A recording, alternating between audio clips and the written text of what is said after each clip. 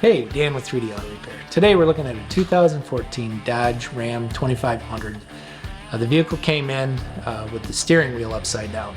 As you can see from the picture, the steering wheel is definitely upside down. They had had it to several shops, couldn't quite get it figured out what was going on. We talked to the customer, figured out that the vehicle had been in an accident, had some parts replaced, but still were having the same issue with the steering wheel ending up in the upside down position. We took a look at it, noticed some unusual twists in the pitman arm itself, which the pitman arm is a very solid cast iron piece of metal. We ordered a new one for comparison and noticed that there was quite a bit of twist in the one that was on the vehicle versus the factory one. Installed the new part, got everything put back together, and noticed that the steering wheel is actually almost back in the correct position.